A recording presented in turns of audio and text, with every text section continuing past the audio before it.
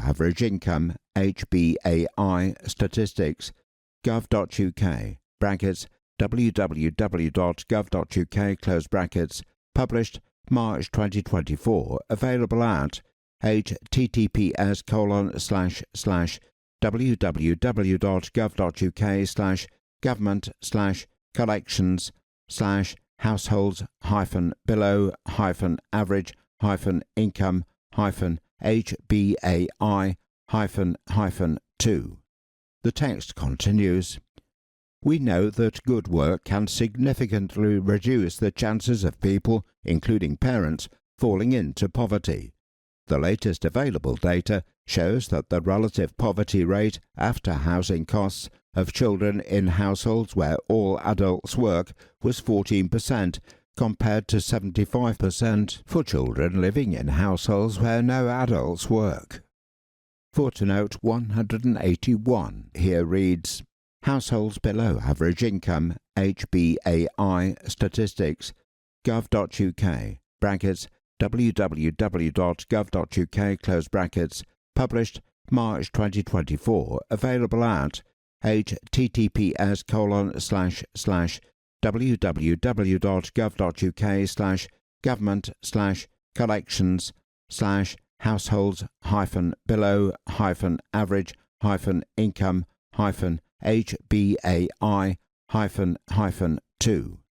The text continues. 215. The Child Poverty Task Force, co-chaired by the Work and Pensions and Education Secretaries of State, has been convened to confront the wide-ranging and deep-rooted causes of child poverty. The task force will explore all available levers to drive forward short- and long-term actions across government to reduce child poverty and put the direct testimony of children, families and organisations at the heart of its work.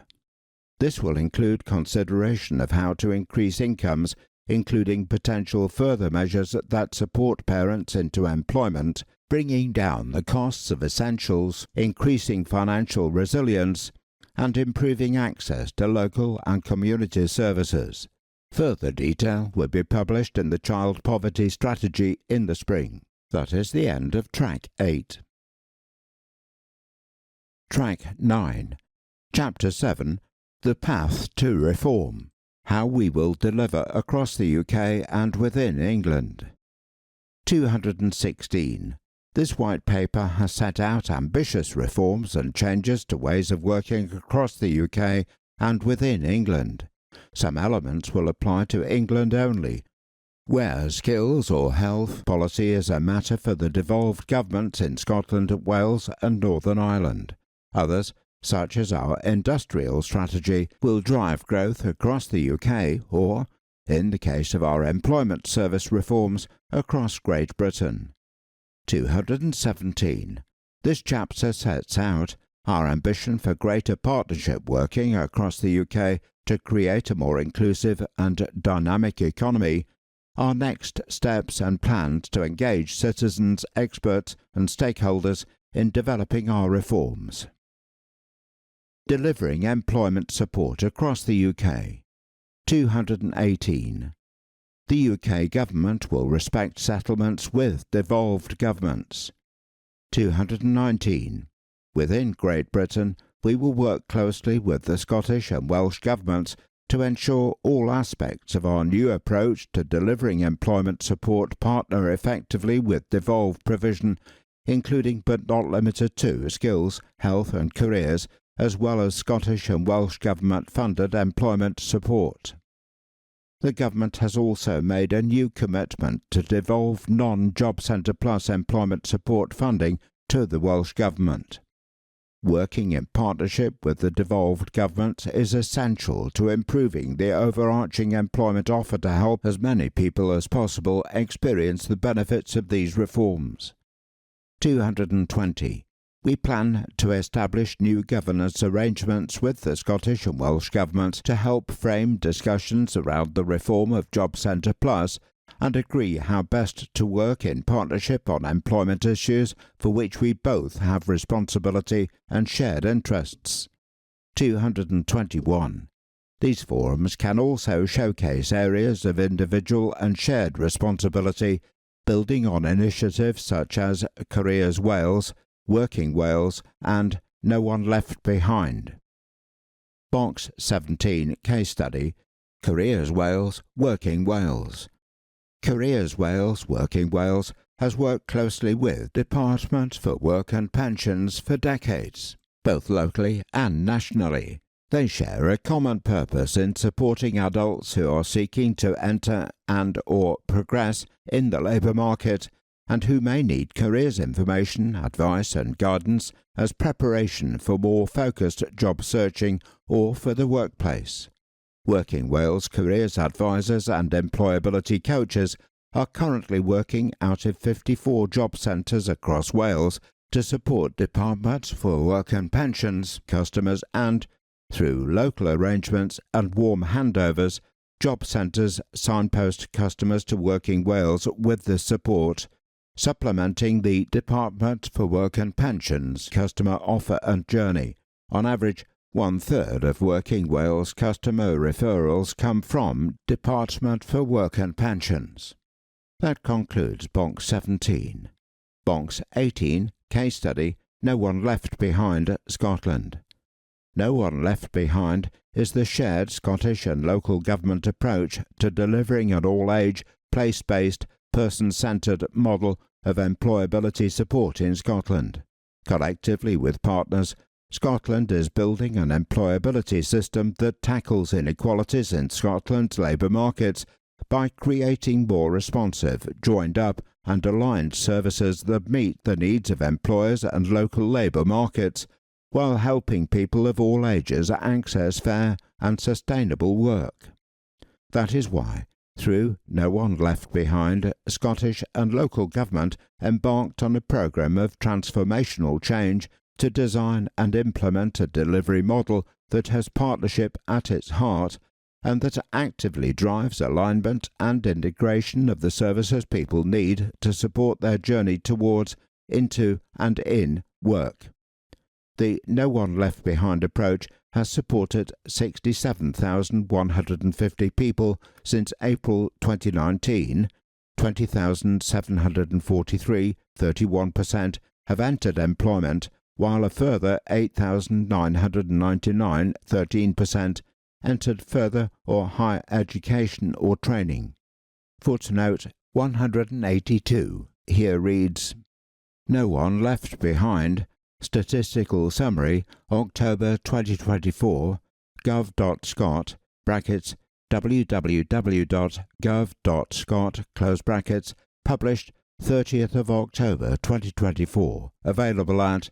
https://www.gov.scot/pages/no-1-left-behind-official-official-in-development/. The text continues. That concludes Box 18. 222. In Northern Ireland, health, skills, careers and all aspects of employment support are transferred matters. We will work closely with the Northern Ireland Executive, including sharing best practice with the Northern Ireland Executive's Department for Communities about how our reforms to reduce economic inactivity are working. Working with citizens and stakeholders to develop these proposals. 223. This white paper has set out the government's ambitions, desired outcomes and vision for fundamental reform.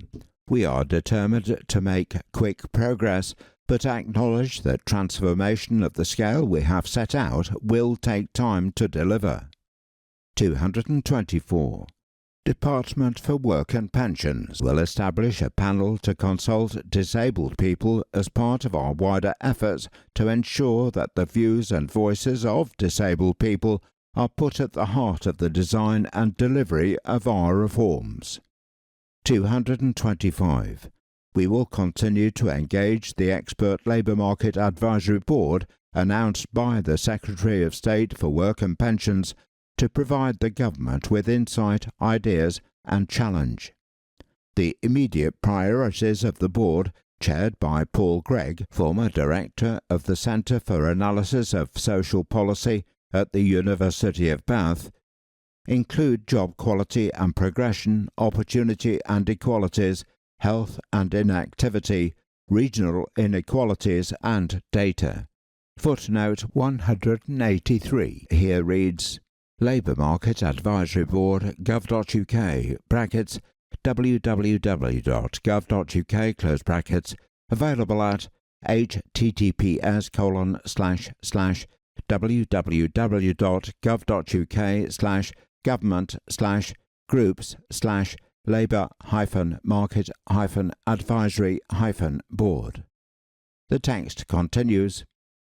226. On the key areas of reform set out in this white paper, we will establish a panel to consult disabled people about the reforms set out in the white paper, work collaboratively with the devolved governments to ensure we are sharing best practice, co-developing policy and testing new ways of working, continue to work closely with mayoral authorities and local government to develop detailed proposals and test new ways of working, continue to work with Labour Market Engagement Group and Work and Health External Advisory Group, continue to work with the Youth Employment Group and set up a Youth Guarantee Advisory Panel to ensure young people's voices are central to the design of a youth guarantee.